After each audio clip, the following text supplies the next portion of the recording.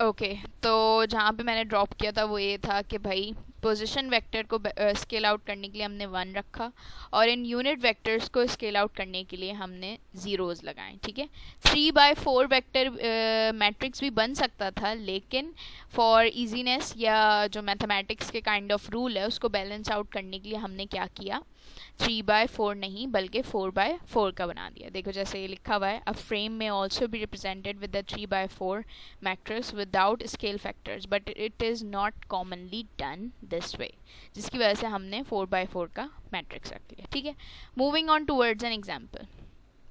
ये आ गई आपकी एग्जाम्पल। ठीक है, सबसे पहले इसमें आपको पता होना चाहिए कि भाई पी एक्स, ये राइट साइड पे क्या है आपके, ये तीनों पोजीशन वेक्टर्स हैं, P X, P Y and P Z.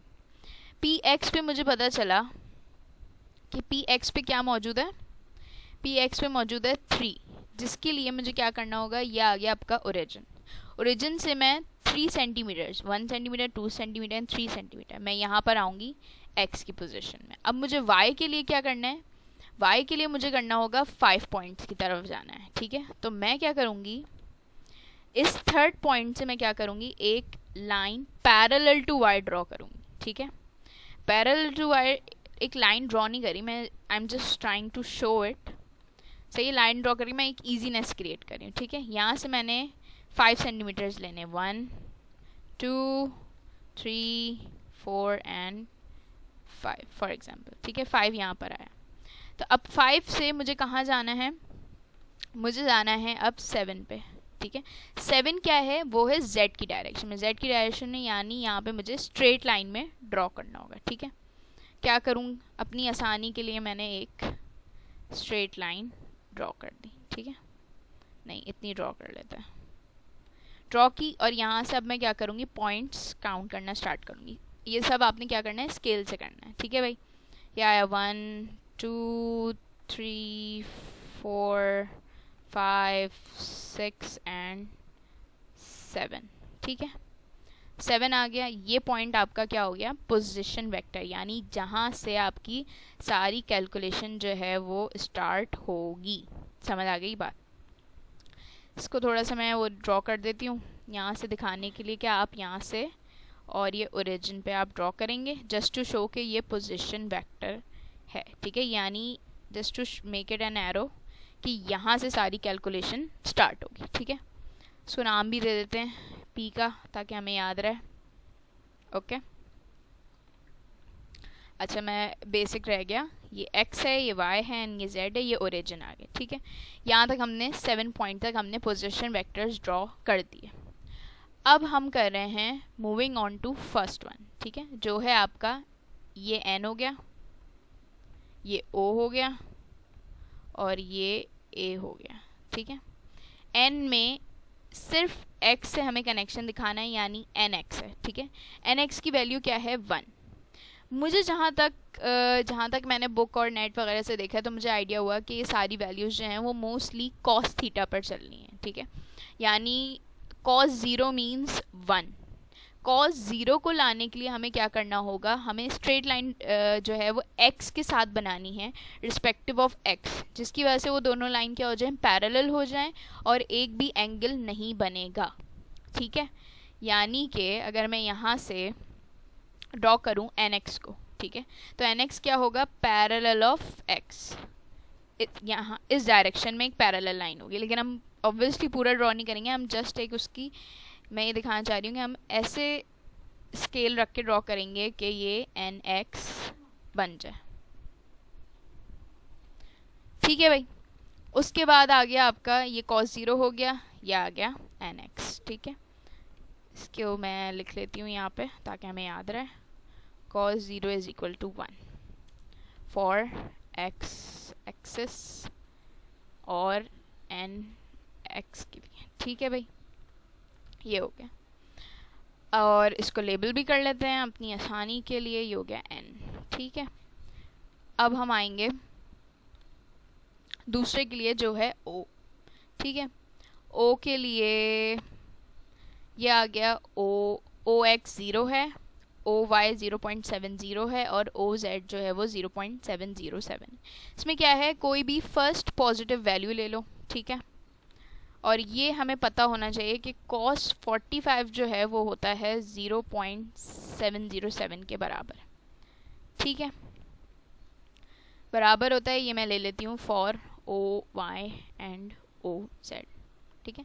मेरी प्रायोरिटी क्या है, मेरी प्रायोरिटी सिर्फ ओ वाई है, मुझे ओ जेड से अभी कोई कनेक्शन नहीं है, ठीक है। अब क्या करना है, अब आपको पता होना चाहिए कि भाई ओ वाई के लिए मैं क्या करूँगी, ये वाई की लाइन मैंने ड्रॉ की है, ठीक है, ये ओरिजिन है। मैंने इसी को ही देख के कि भाई वाई किस डायरेक्शन में होगा, इस डायरेक्शन में होगा, ये एक कंसिडर कर लो, ये एक इमेजिनरी लाइन है, ये नॉर्मल लाइन है, ठीक है, जिसको आप अगर अपनी ईजीनेस के लिए ड्रॉ करना चाहें तो आप इसको डॉटेड फॉर्म में ड्रॉ कर सकते हैं, ठीक है। ये डॉटेड फॉर्म में मैंने एक नॉर्मल ड्रॉ कर दिया, ठीक है। उसके बाद मैंने क्या करना है, मैंने यहाँ पर रखा डी, ठीक है, डी का सेंटर आया यहाँ पर, और यहाँ पे रख के मैंने यहाँ से देखा 10, 20, 30, 40, ठीक है। यहाँ पे फॉर एग्जांपल 40 आया और मैंने 40 कह रही हूँ, 45 आया और मैंने यहाँ पर 45 मार्क कर दिया, ठीक है। इसको इरेज कर लेते हैं।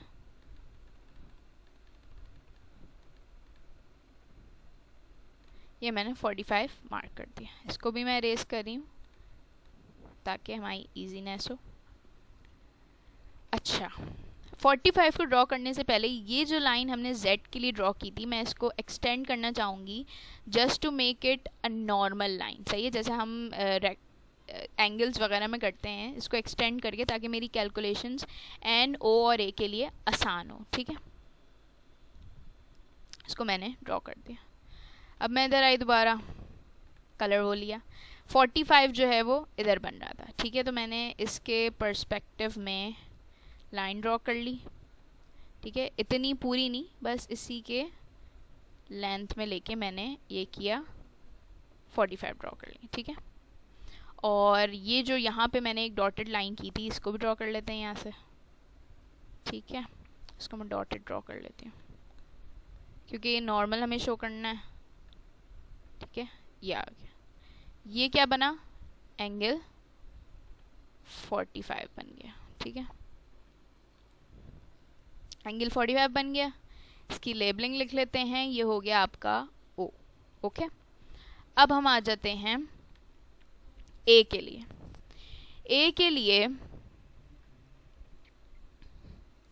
वैल्यू है -0.707 एंड 0.70। अच्छा सॉरी, ओ के लिए एक बात रह गई, ओ के लिए मैंने सिर्फ प्रायोरिटी क्या ली थी, ओ वाई, सही है, जिसको मैंने ओ वाई के रिस्पेक्टिव ड्रॉ कर दिया। अब सवाल आता है कि भाई ओ जेड की वैल्यू 0.707 कैसे आई, ठीक है। मुझे जहाँ तक समझ आया वो इस तरह आई कि जब मैंने ये नॉर्मल लाइन ड्रॉ की है जेड के डायरेक्शन से, अगर मैं ये नॉर्मल लाइन एक्सटेंड करके, ठीक है, जेड के डायरेक्शन तक लेके जाऊँ और यहाँ पर भी मैं डी रखूँ तो मेरे पास क्या बनेगा, एंगल 45 यहाँ बन जाएगा, सही है। ये मैंने एक अपनी इमेजिनेशन से रखा है कि हाँ इस पर्सपेक्टिव से इन्होंने 0.707 भी लिया होगा, क्योंकि ये साइड आपकी क्या हो गई, पॉजिटिव जेड हो गई, ठीक है, सिर्फ इस इमेजिनेशन से। बाकी मेरी प्रायोरिटी क्या थी, बस ओ वाई थी, मैंने पहली पॉजिटिव वैल्यू देखी और मैंने उसको ड्रॉ कर दिया, ठीक है भाई। तो अब मूव ऑन करते हैं हम इस पे, ओ ए और ओ जेड पे, sorry A Y and A Z पे। ए वाई नेगेटिव वैल्यू है, मैं ए वाई को कंसिडर नहीं करी, मैं ए जेड को ले रही हूँ। ए जेड के लिए मैं क्या करूँगी, ये नॉर्मल लाइन जा रही है हमारी ए जेड, ठीक है, sorry normal of the Z. मैं क्या करूँगी, मैंने यहाँ पर डी रखा स्लांटेड पोजिशन में, ठीक है, और यहाँ से मैं काउंट करती गई, ठीक है, 10, 20, 30, 40, 45, फॉर एग्जाम्पल यहाँ पर 45 बन गया, ठीक है। अब इसको इरेज कर लेते हैं डी के पोर्शन को, ठीक है भाई, 45 यहाँ बन गया। मैंने क्या किया, लाइन ली और रिस्पेक्टिव ऑफ दिस ड्रॉ कर दिया 45, ठीक है, और इसको मार्क कर दिया हमने एंगल 45, ठीक है। एंगल 45 मार्क किया तो उसको लिख भी लेते हैं भाई 45, ठीक है, और इसकी लेबलिंग भी कर देते हैं, ये है हमारे लिए ए वेक्टर, ठीक है, ए यूनिट वेक्टर। अब यहाँ पे सवाल आता है कि भाई अच्छा ए जेड तो चलो माना 45 आ गया, पॉजिटिव वैल्यू आ गई, तो ये ए वाई नेगेटिव कैसे आएगा? वही बात हुई नेगेटिव के लिए कि अगर मैं वाई की पैरेलल लाइन यहाँ ड्रॉ करूँ, ठीक है, ये पैरेलल लाइन आई वाई की, और जिसको मैंने लिख दिया वाई की क्या है, ये नेगेटिव वैल्यू, ठीक है। अब मैंने इसके रिस्पेक्टिव इस एंगल को, या इसकी जो एक नॉर्मल लाइन में ड्रॉ करूँगी जेड की, मैंने इसको यहाँ से एक्सटेंड किया। For example I am just giving an example, ठीक है। तो ये क्या आ गया, ये नेगेटिव वाई के पोर्शन में आ गया, जिसकी वजह से कोई एंगल बनेगा 0.707, और वो क्या आएगा, माइनस ऑफ वाई के एरिया में जा रहा है ये, ठीक है। अगर मैं इसको एक्सटेंड करती हूँ ऊपर की तरफ, तो ये माइनस ऑफ वाई के एरिया में जा रहा है, जिसकी वजह से cos 45 बन रहा होगा। It's just my N imagination, मुझे नहीं पता, ठीक है। मैं जस्ट एक वेरिफिकेशन के लिए बात बोलना चाह रही हूँ, लेकिन मेरा कंसर्न था सिर्फ पॉजिटिव वैल्यूज़ के लिए, मैंने अपनी पॉजिटिव वैल्यूज़ का कंसर्न पूरा कर लिया। I am just trying to show कि नेगेटिव ऑफ वाई की वैल्यू कैसे आ सकती है, ठीक है। तो ये हमारा पूरा क्या हुआ, ड्रॉ हो गया, and that's all for today.